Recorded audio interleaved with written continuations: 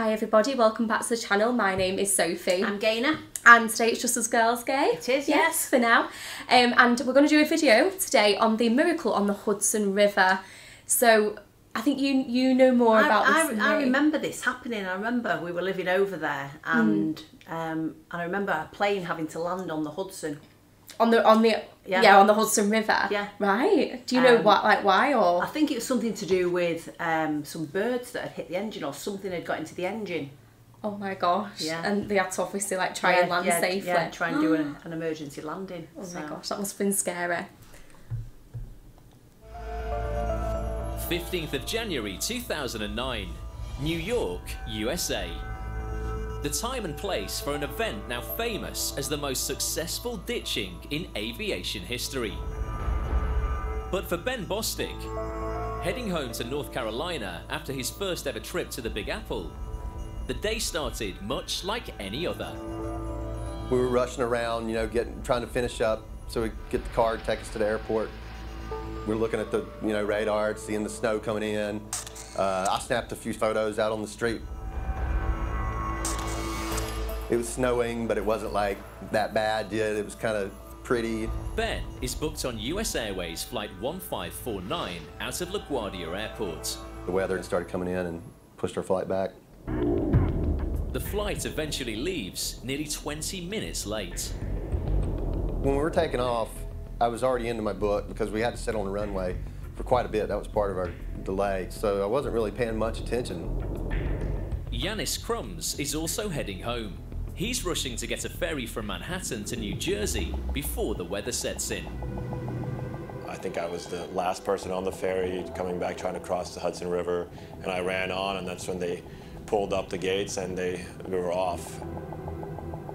Sat down and got on the phone like most people do. It's a quick 5-minute, 6-minute cross across the river. And yeah, I think I got on Twitter even.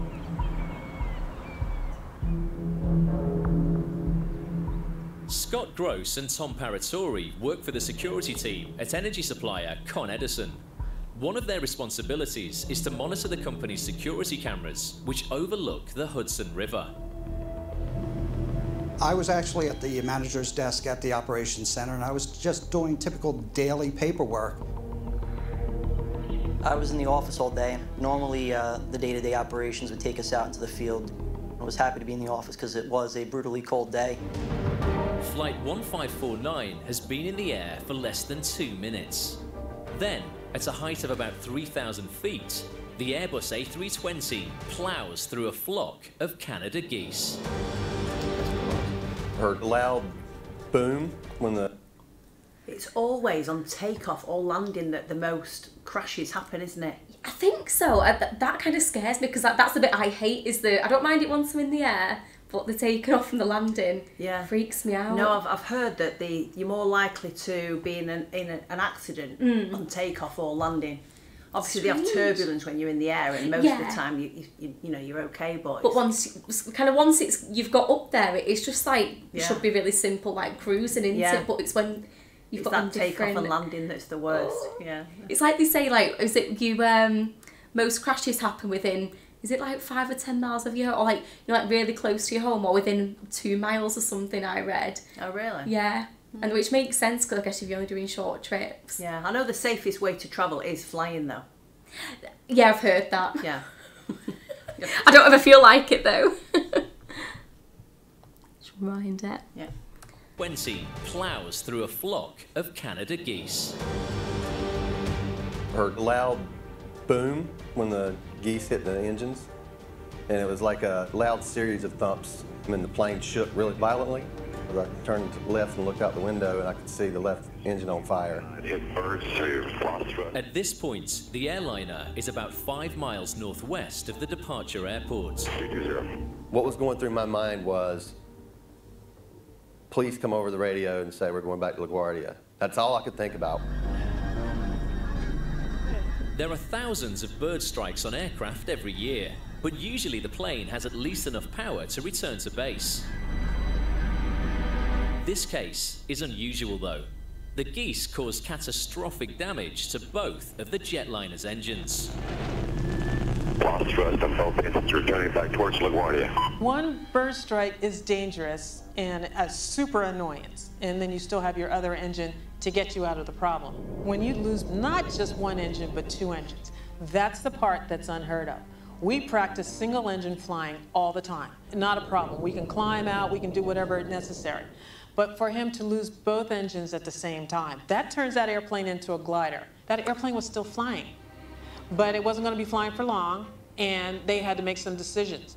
He lost thrust in both engines, he said. Got it. With no power at a height of 1,600 feet and an airspeed of about 240 miles per hour, the pilot, Chesley Sully Sullenberger, realizes that he won't be able to get back to LaGuardia. We may end up in the Hudson. Wow. I was continuously looking out the window, but it was so horrific, you know, I couldn't take my eyes off of it. Just the engine burning. We were above one of the most densely populated areas in the world. It was the most terrifying thing I've ever been involved in my life. The captain, Sully, has to find somewhere to touch down. That's what I mean. What would you do? The trains to obviously keep everybody calm, but if you're looking out that window and all you see is high buildings, and you're like, and like smoke coming out of the engines. Engine, you'd be like, oh no, this is my day. That's what I mean. You would think, because even if you go into water, you're not guaranteed to come out of it alive, are you? The thing is, I think if you were going to land in the sea, there's a higher probability of dying than there is in the river. Because you know, if you get into the river, there's going to be, you know, people boats straight there getting helping you. Yeah. But still. And that's the thing for the pilot as well. It's like, where do you go when you're in like the most densely populated city and pretty much in the world? Yeah. There's nowhere to land, is there? No. And in a heavily inhabited area like this, there isn't a great deal of choice.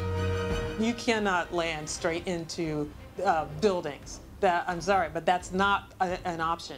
Not when there was water around, because water is the same thing as going out to a desolate area. And the Hudson was perfect for that.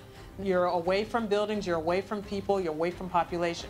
Now, the fact that you have to set up to land in the water with no engines, that is tough. There's no pilot that envies Sully for having to make that decision to land in the water, knowing that when you hit, even with your gear up, it's like hitting concrete. We're going to be in the Hudson.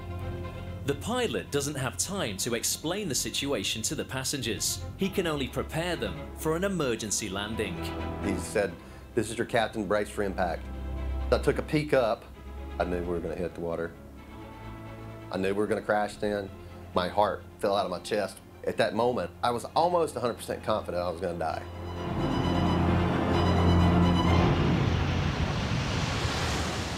Just 5 minutes after takeoff, at a speed of about 140 miles per hour, the plane crash lands in the Hudson River.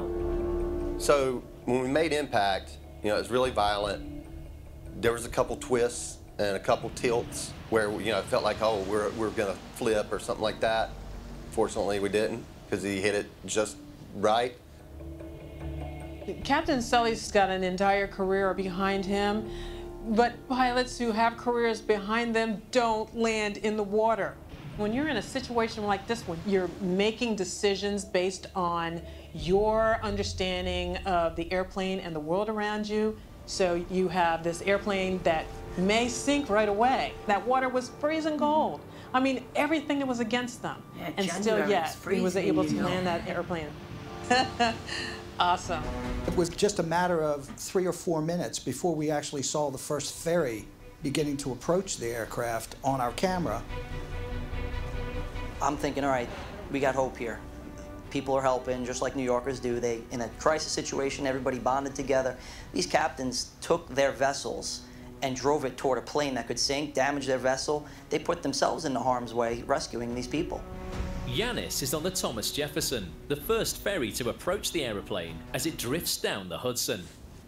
As we were pulling up the plane, me and a bunch of other passengers were taking photos, and I took a pretty dramatic photo just because of where it is and what the situation is. And that's what I put on Twitter, tweeting, there's a plane in the Hudson going in for the rescue. Crazy.